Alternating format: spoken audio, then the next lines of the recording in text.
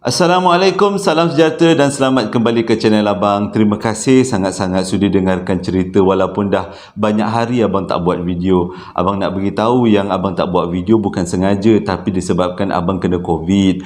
Dan kalau dengar sekarang ni suara Abang pun agak lain sikit, macam ada serak-serak sikit sebabkan daripada kesan daripada COVID kan. COVID ni lah yang menyebabkan ramai daripada saudara mara kita, kawan-kawan kita yang dah meninggal dunia.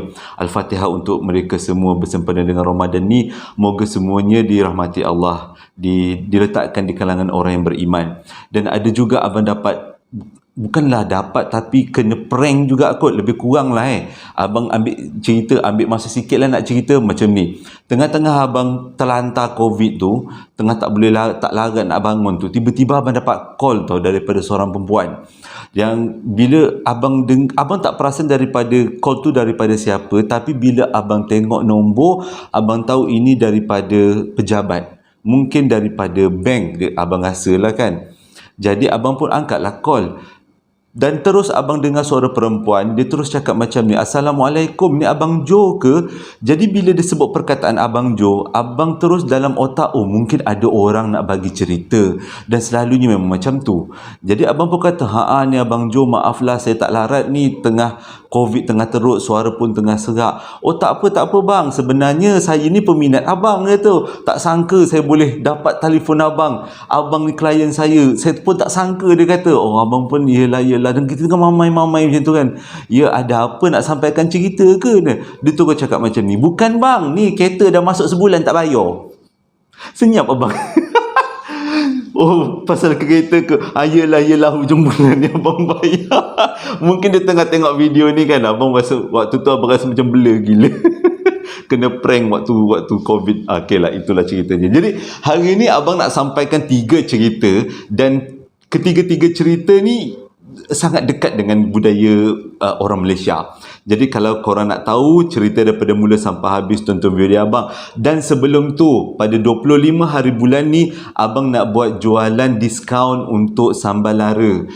Itu telah disepakati bersama dengan kawan abang yang buat sambal tu. Jadi kita sempena nak raya dan sempena abang dah baik daripada COVID ni, jadi nak buatlah sedikit macam ni, diskaun lah untuk sambal lara tu sebagai tanda kesyukuran. Jadi 25 hari bulan ni jam 3 petang abang akan buat diskaun untuk sambal lara. Sambal yang abang rasa pedas gila, tapi abang dapat komen, bang tak pedas katanya. Hui gila memang mulut naga kata. Okey, jom kita teruskan dengan cerita yang pertama. Cerita yang pertama ni disampaikan oleh seorang budak lelaki, tapi bukan nama sebenar, abang guna namanya Hadi. Berlaku pada tahun 2015 dekat Johor, tapi abang tak boleh nak bagi tahu kat mana spesifik kejadian ni sebab ia berkaitan dengan keluarga besar Hadi. Hadi punya keluarga besar. Tapi ni bukan nama sebenar lah, nama yang abang gunakan. Cerita dia macam ni.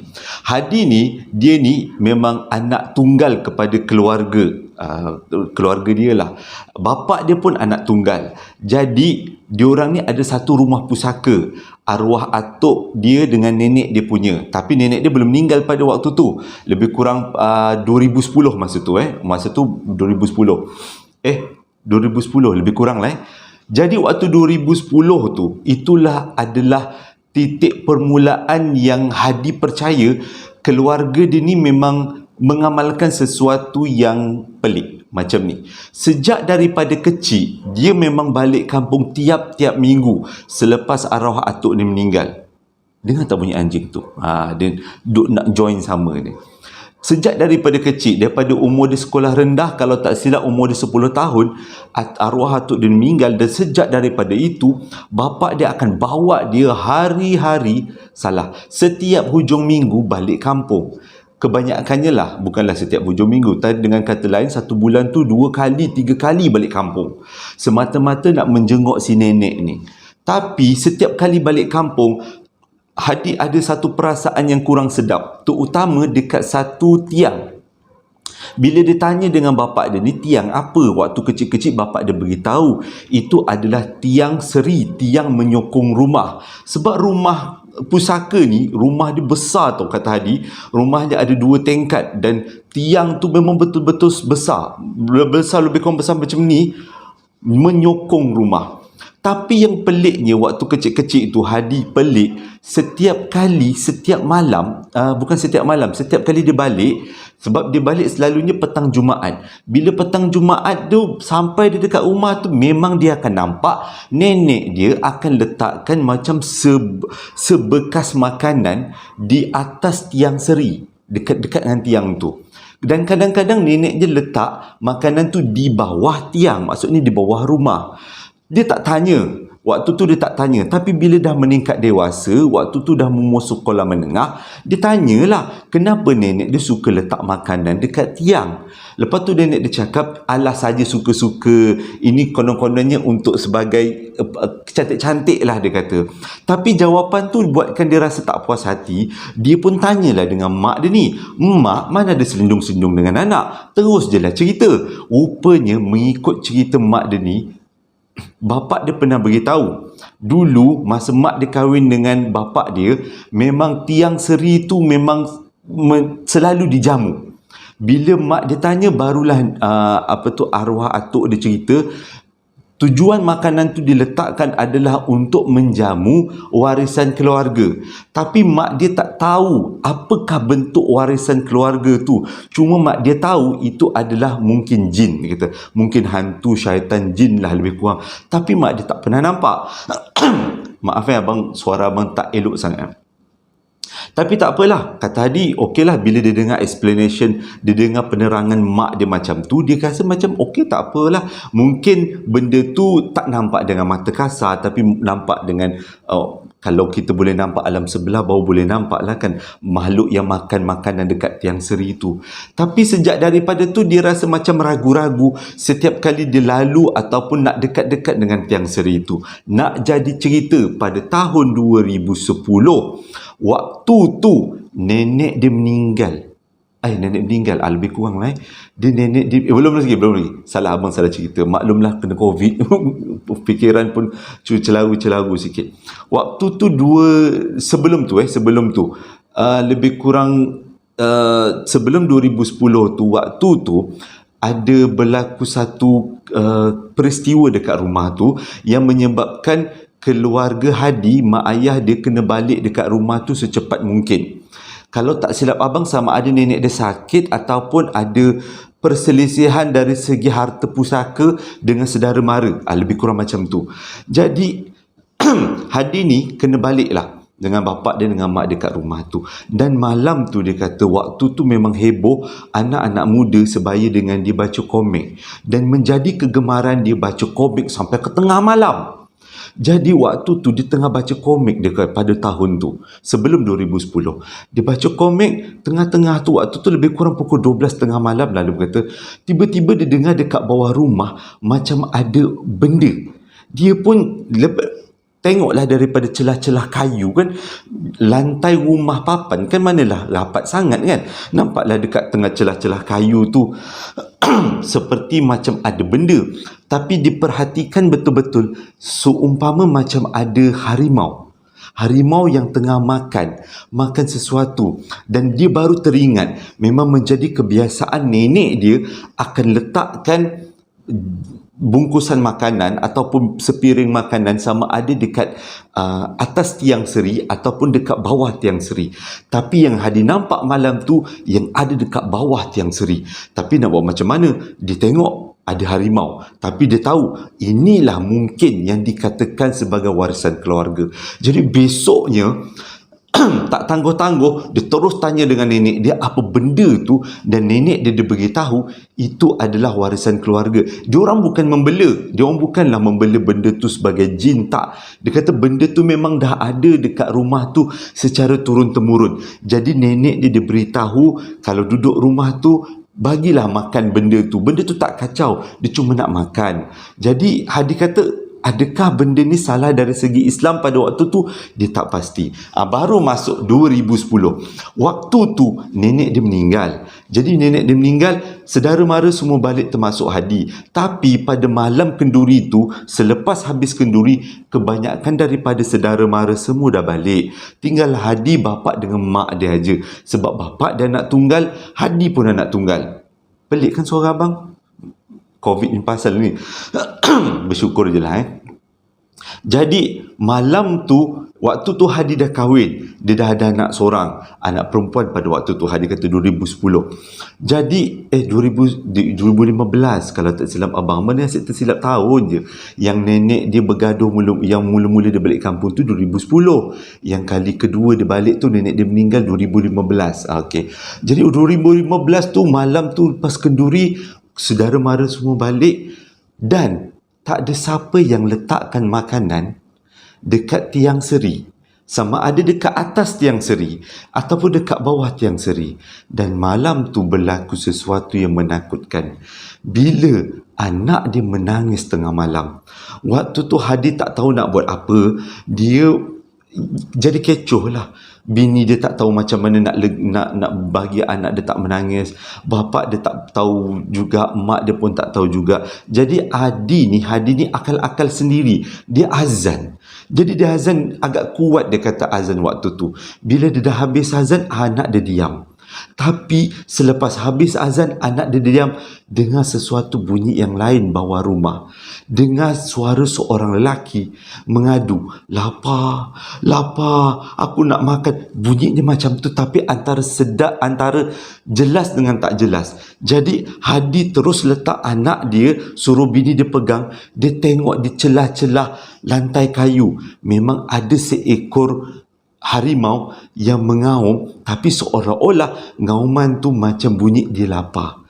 Jadi dia beritahu pada mak dia, dia beritahu pada ayah dia, dan malam tu diorang senyap tak turun rumah dan ambil langkah berjaga-jaga, kunci rumah, takut benda tu naik atas rumah. Sebab selama ni memang nenek dia yang bagi makan benda Allah tu, tapi selepas nenek dia meninggal, tak ada siapa nak bagi makan dan benda tu terbiar macam tu aja. Dan malam tu berlalu, esok pagi diorang terus balik ke KL, dan sejak daripada tu diorang tak berani balik ke rumah tu, tidur dan hanya balik untuk kemas-kemas, lepas tu balik. Dan tak lama lepas tu rumah tu dijual, dibeli oleh orang lain, dirobohkan dan dijadikan rumah lain. Dan Hadi tak tahu apa yang berlaku dekat rumah tu seterusnya. Dan sekarang ni Hadi keluarga dia dah besar dan dia orang duduk dekat Kuala Lumpur. Dan dia kata cerita ni adalah warisan keluarga. Dia tak bagi tahu dekat abang, tak nak abang bagi tahu. Dia bagi tahu kat abang, tapi dia tak nak abang bagi tahu kat mana kampung ni sebenar, sebab untuk menjaga sensitiviti keluarga diorang. Abang sebenarnya ingatkan nak tunggu abang punya suara baik baru abang nak buat rakaman, tapi rasa macam semangat nak cerita sebab kita dah nak raya kot. Okey. Cerita yang kedua ni berlaku pada tahun 1992, disampaikan oleh seorang budak perempuan, tapi abang gunakan kata ganti nama, iaitu Mas Ayu dan juga Ainur. Ainur adalah nama seorang penonton cilik abang, penonton kecil abang. Dia punya hari jadi bulan ni, tapi abang tak tahu bila. Selamat hari jadi Ainur daripada uncle, daripada cikgu. Itulah lebih kurang Jadi Mas Ayu dengan Ainur ni sebenarnya adalah sepupu. Peristiwa ni berlaku dekat Sabah. Dan Mas Ayu duduk dekat Kota Kinabalu, tapi Ainur duduk dekat tempat lain. Kalau tak silap abang, dekat Lokawi. Dekat dua-duanya dekat Sabah lah kan. Diorang berdua ni memang sepupu, walaupun jarang jumpa, tapi diorang memang rapat. Sebabnya diorang ada kelebihan. Daripada kecil diorang boleh nampak, diorang boleh dengar makhluk alam sebelah. Mas Ayu yang berumur 2 tahun lebih tua, dia ada kelebihan untuk melihat, tapi dia tak boleh dengar. Lain pula dengan Ainur, dia boleh dengar tapi dia tak boleh lihat. Best kan cerita dia? Abang mula-mula baca, uyai lain macam cerita ni. Terima kasih bagi cerita yang menarik gila dengan abang. Okey, cerita dia macam ni. Macam mana diorang ni akhirnya diorang ni tahu yang kelebihan masing-masing. Dia kata sepanjang hidup dia orang kecil ni, dia orang selalu berinteraksi. Bila dia orang berjumpa je balik kampung, selalu berkongsi-kongsi cerita. Selepas dia orang tahu tu lah. Dan benda ni jadi susah bila Mas Ayu melanjutkan pelajaran dekat Semenanjung. Tinggallah Ainur seorang-seorang dekat Sabah. Lepas tu pula bila Mas Ayu dah habis belajar, dia baliklah ke Sabah. Si Ainur pula pergi sambung belajar dekat Semenanjung. Tinggallah Mas Ayu seorang-seorang. Jadi benda tu susah dia kata pada waktu tu. Tapi sekarang diorang dua-dua dah tinggal kat Sabah. Jadi dua-dua memang tahu kelebihan masing-masing. Macam mana diorang boleh tahu kelebihan masing-masing? Inilah abang nak cerita permulaan ceritanya. Kisah ni macam ni. Pada tahun 1992, nenek diorang buat kenduri doa selamat. Lepas habis kenduri doa selamat tu, barulah nenek dia perasan salah seorang daripada tetamu penting, iaitu adik kepada nenek dia, tak dapat datang. Bila ditanya-tanya, rupanya adik kepada nenek dia ni, boleh kata nenek saudara lah kan, nenek saudara dia ni dalam keadaan yang tak sihat. Memang satu keluarga tahu nenek tu tak sihat dan dijaga oleh anak perempuan dia. Jadi lepas dah habis daripada kenduri ni, si Mas Ayu dengan Ainur diminta oleh nenek dia untuk hantarkan lauk pauk dan juga kuih muih hasil daripada kenduri tadi ke rumah nenek saudara dia ni. Mula-mula dia orang ni berkeras tak nak. Ainur berkeras tak nak sebab memang dia tahu dia akan dengar benda pelik-pelik sepanjang perjalanan. Tapi waktu tu si Ainur tak tahu tau, sebenarnya kakak sepupu dia ni yang Mas Ayu ni pun ada kelebihan, boleh nampak tapi tak boleh dengar. Jadi dua-dua ni menolak, tak nak, tapi dia orang tak beritahu dekat nenek dia orang kenapa dia orang tak nak. Sebenarnya seorang boleh nampak, seorang boleh dengar, masing-masing tak tahu waktu ni. Jadi tapi disebabkan nenek kata tolonglah, rumah nenek saudara tu tak jauh, jalan kaki 20 minit aja daripada rumah nenek. Dia kata kalau korang ada nampak hantu bagi tahu kat nenek. Nenek pulas mata dia. Macam tu lah nenek cakap, orang berani nenek nak pulas mata hantu. Jadi bila dapat kekuatan daripada si nenek tadi ni, Ainur dengan Mas Ayu ni, dua-dua ni kata tak apalah, diorang pun berganding lah, diorang punya semangat ni kan, menyokong semangat satu sama lain, sama-sama lah bawa lauk pauk mangkuk tingkat nak pergi rumah nenek saudara dia ni. Nak jadi cerita, nak jalan ke rumah nenek saudara dia ni bukannya jalan-jalan biasa, kena lalu kubur, kena lalu belukar. Tapi bukan kubur dengan belukar yang paling diorang tak heran. Yang paling diorang takut adalah satu pokok ara yang besar yang ada dekat jalan di antara rumah nenek dia ni ke rumah nenek saudara dia ni. Dan pokok ara tu memang betul-betul dah lama, yang ada jenis macam tali-tali Tarzan berjuntai-juntai tu. Dia kata kat situ memang semua orang kampung pernah nampak. Yang diorang pernah nampak adalah macam-macam. Dia kata gula-gula ada, makcik rockers ada, toyo, bulan puasa tak apa, toyol ada. Itulah benda-benda macam tu memang suka duduk dekat pokok ara yang memang terkenal kat kampung dia ni. Okey, kita teruskan cerita. Jadi diorang pun bawa lah makanan ni, berjalan, lalu kubur, gigih lagi ni, okey lagi ni. Lepas tu lalu belukar, okey, gigih lagi dia, okey, dia kata tak ada masalah. Bila sampai dekat pokok ara, tiba-tiba si Ainur dengar macam orang menangis. Waktu tu dia kata memang sah, ini bukan orang menangis, ini mesti makcik rockers yang menangis ni. Dia tunduk je kepala ni. Tapi dia tengok Kak Mas Ayu, dia relax je. Kak Mas Ayu dia jalan. Dalam hati dia kata mesti Kak Mas ni tak dengar apa yang dia dengar ni. Tak apalah jalan. Sebab pokok tu besar kan, jadi jalannya slow je. Tiba-tiba Kak Mas Ayu berhenti. Dia berhenti. Dalam hati Ainur, apa hal pula si kakak ni berhenti ni? Dia tahu tak dengar, dia tak dengar ke benda ni? Ada dengar benda orang menangis ni? Tiba-tiba Kak Mas Ayu terus tangkap tangan Ainur, terus dia berlarilah dia orang ni. Habis berterabur sebuah makanan, berlari. Bila Kak Mas Ayu lari, Ainur pun berlari sambil berpegangan tangan sampai kat rumah nenek saudara dia. Sampai kat rumah nenek saudara dia ni, menangislah dia orang. Menangis. Satu nenek dia tanya, kenapa lah, apa hal dia dua cucu saudara dia ni menangis-nangis? Lepas tu Ainur cerita, tadi dekat sampai pokok ara dia dengar ada perempuan menangis. Dia kata mendayu-dayu nangis ni, tapi dia tahu itu bukan orang tu, hantu. Lepas tu Kak Mas Ayu pandang Ainur. Akak tak dengar apa-apa pun. Tapi akak nampak ada satu benda perempuan, rambut panjang dengan berjubah, berkain melirit-lirit panjang koyak rabak dekat atas pokok. Sebab itu akak tangkap tangan kau, akak lari sama-sama dengan kau. Waktu tu baru dia perasan.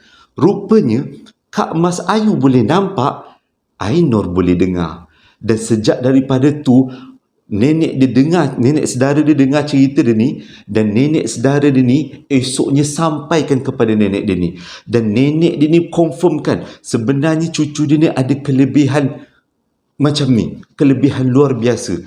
Dan bila dia cerita, rupanya dah banyak kali si Ainur dengar macam-macam suara, dan dah banyak kali juga si Mas Ayu nampak macam-macam benda. Jadi sejak daripada itulah diorang berdua jadi betul-betul rapat.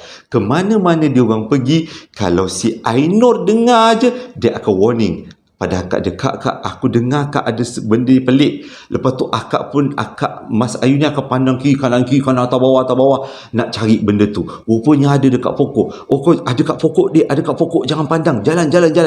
Macam tu lah dia punya titik permulaan ni, diorang jadi rapat, dan titik permulaan diorang sedar kelebihan diorang, dan sejak daripada tu diorang bergantung satu sama lain sampai sekarang. Sekarang Kak Mas Ayu umur 40 tahun, 41 tahun, dan Ainur berumur 39 tahun, masih lagi sihat walafiat.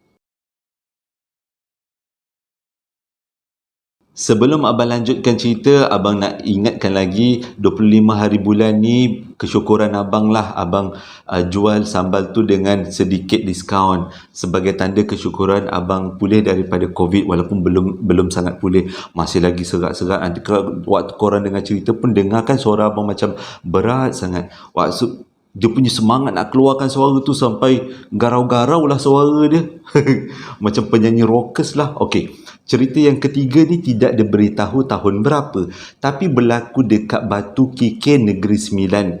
Dialami oleh 3 orang sahabat baik, iaitu Auni, Jimmy dan juga Nabila. Bukan nama sebenar. Yang sampaikan ke abang ni adalah Jimmy, budak lelaki tu yang sampai ke abang. Kisah dia macam ni. Pada tahun tu, dia tak beritahu berapa, dia kata pada satu hari lah. Satu hari. Pada satu hari, dia orang ni bertiga ditugaskan untuk memantau satu kilang dekat Batu Kikir. Jadi dia orang ni naiklah kereta bertiga ke Batu Kikir Negeri Sembilan. Sampai dekat kilang tu, dia orang pun buatlah tugasan dia orang, dungdang. Kalau tengok daripada cerita, nampak macam dia orang ni auditor, yang audit account tu kan rasanya lah. Jadi dia orang pun buatlah kerja daripada pagi sampai menjejak pukul 6.30. Jadi dalam 6.30 tu dia orang keluar daripada kilang tu. Bila keluar daripada kilang tu, dia orang belum sembahyang asar. Pada planning dia orang nak cari hotel. Tapi hotel dekat kawasan Batu Kikir dia agak susah sikit nak cari. Kena pergi ke Pekan Kuala Pilah. Jadi alang-alang dia nak cari surau atau masjid dulu nak solat. Jadi dekat kawasan Batu Kikir tu tiba-tiba diorang nampak ada satu masjid warna kuning atau warna hijau dekat atas bukit. Waktu tu dah pukul 6.30. Jadi bila nampak masjid tu, diorang pun parking, teruslah diorang manjat tangga bukit tu sampailah dekat atas masjid tu. Waktu tu memang tak ada sleeper pun. Yang pergi naik atas masjid tu daripada 3 orang, Auni, Jimmy dengan Nabila. Nabila tinggal kat kereta sebab dia tak boleh semayang waktu tu. Yang naik dekat atas masjid, Jimmy yang lelaki, pelik pula suara abang, Jimmy yang lelaki dan juga si Auni. Jadi diorang pun panjatlah dekat atas masjid tu. Bukan atas panjat masjid lah, maksudnya menaikkan tangga sampai ke atas tu. Lepas tu sampai dekat atas tu, dia orang tengok tak ada sleeper. Bila tak ada sleeper, ke kawasan perempuan pun tak ada sleeper. Abang cerita yang Jimmy dulu Jimmy masuk tengok tak ada sleeper. Tak apalah, dia pun cepat-cepatlah ambil semayang. Bila ambil semayang, dia pun masuk kat dalam masjid. Bila masuk dekat dalam masjid, dia tengok ada orang tengah solat. Ada imam, ada 2 orang jemaah. Lepas tu dia pun cepat-cepatlah ikut orang tu semayang. Bila ikut orang tu semayang, orang ikut macam biasa, masbuk semayang, masbuk pula semayang. Semayang sampai sujud yang terakhir. Tiba-tiba si Jimmy ni teringat, tadi tak ada sleeper. Orang ni datang daripada mana pula? Waktu tu dia tengah sujud tau. Waktu dia bangkit daripada sujud nak tahiyat akhir, baru dia perasan tak ada orang. Dia berimamkan tak ada siapa. Tadi dia semayang dengan siapa? Waktu tu dia kata dia dah kalang kabut baca atahiyat akhir tu, dah tak kalang kabut, gugak. Dia kata memang dah tak ingat. Yang dia ingat adalah dia nak Assalamualaikum warahmatullahi, Assalamualaikum warahmatullahi, pum, cabut. Itu dia ingat. Lepas habis semayang je, dia tak tunggu, tak doa, tak zikir, terus cabut keluar daripada masjid. Tengok tak ada selipar. Memang tadi dia berjemaah dengan siapa, dia kata. Lepas tu dia pun turun sampai ke kereta. Dia tak tunggu si Auni yang kawan perempuan dia tu. Sampai dekat dalam kereta, si Nabila tanya, apa hal muka kau pucat? Dia kata tak ada apa-apa. Tunggu Auni turun. Lepas tu daripada kereta, dia nampak Auni berlari turun ke bawah sampai masuk dalam kereta. Lepas tu sampai kat dalam kereta, Auni dah macam nak menangis, mengengek. Lepas tu dia orang semua okey, relax. Apa kata kita pergi jalan dulu, cari hotel ataupun cari kedai makan, kita duduk berbincang dulu apa yang berlaku. Waktu tu Auni dah nangis dah, dia kata. Sampailah dekat kedai makan, dia orang pun barulah bincang apa sebenarnya yang berlaku. Lepas tu si Jimmy ni ceritalah waktu dia semayang, memang elok dia tengah semayang, imam pun baca Allahu Akbar cantik. Dia kata imam tu baca pakai jubah, ada makmum pun pakai jubah, nampak macam orang alim-alim. Rupanya bila dia angkat kepala selepas sujud yang terakhir, baru dia perasan tak ada orang. Yang dia berimam tadi dengan siapa? Dia syak itu adalah jenis Islam yang tengah solat. Waktu tu dia kata takut gila, dia berlari keluar dan tunggu dalam kereta. Macam mana pula dengan cerita Auni? Auni pun mengalami benda yang sama. Waktu dia masuk dalam masjid tu, memang dia perasan tak ada selipar. Dia pun terus jelas masuk semayang. Waktu dia tengah semayang, dia perasan ada budak-budak melintas, ada orang-orang bercakap-cakap kat belakang, macam riuh aja. Waktu tu dia tak rasa takut sebab dia ingat ada orang lain, ada tetamu lain yang datang solat dekat masjid tu. Rupanya bila dia dah habis semayang, dia dah Assalamualaikum warahmatullahi, baru dia dah lipat-lipat telekung. Dia baru perasan dia hanya seorang-seorang je dekat dalam masjid tu. Dan dia pun cepatkan langkah dia pergi dekat keluar masjid, tengok ada selipar. Tak ada selipar pun. Turun tu yang dia berlari masuk dalam kereta, menangis-nangis. Lepas tu diorang pun tanya Nabila, korang ada nampak tak siapa-siapa yang masuk dekat dalam masjid waktu diorang tengah semayang? Nabila kata tak ada orang pun yang masuk dalam masjid, tak ada orang pun yang keluar dalam masjid, sebab kereta diorang parking betul-betul dekat belakang, dekat pintu keluar masjid, tangga masjid. Memang kalau ada orang yang keluar masuk, dia boleh nampak. Tapi Nabila kata tak ada nampak. Sah diorang kata yang diorang semayang pada waktu tu ditemani oleh jin-jin Islam. Tapi dia kata memang tak patut takut sebab benda tu tak menakutkan. Cuma kalau kita lah kan tiba-tiba tengah semayang, orang yang semayang sebelah kita tu hilang. Kalau abang tak sempat atahiyat akhir, loncat dulu, semayang kat bawah, bentang sejadah tepi kereta. Itu kalau abang lah. Tapi sebaik Jimmy ni, dia kuat dia punya semangat dia. Dan sejak daripada tu, dia orang ingat masjid tu. Dia kata masjid tu bukanlah masjid yang menakutkan, tapi mungkin pada waktu tu tak ramai orang lagi, ataupun masjid tu masjid lama abang rasa, yang menyebabkan ada makhluk lain yang sama-sama nak berjemaah dengan orang-orang yang solat dekat situ. Agaknya lah.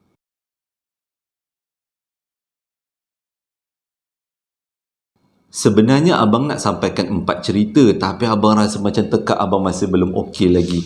Maklumlah baru lepas habis COVID kan. Walaupun masih lagi dah hujung-hujung kuarantin abang ni, tapi bolehlah abang gigihkan juga sebab abang rasa macam tak sedap kalau tak ceritakan. Orang dah bagi cerita kan, abang nak juga. Walaupun cerita yang abang nak, yang sampaikan tadi sebenarnya panjang tu, tapi abang pendekkan, jadikan supaya senang difahami dan cepat habis kot. Sebab struggle juga nak cerita tengah-tengah COVID ni, punya nak keluarkan suara tu, ya Allah. Okey, apa-apa pun terima kasih atas doa semua. Abang dah baik daripada COVID, Alhamdulillah. Atas doa korang, atas ucapan-ucapan memberi semangat, abang rasa macam satu kesyukuran yang besar sangat-sangat. Okeylah, hingga berjumpa lagi dalam posting abang yang akan datang. Assalamualaikum warahmatullahi wabarakatuh.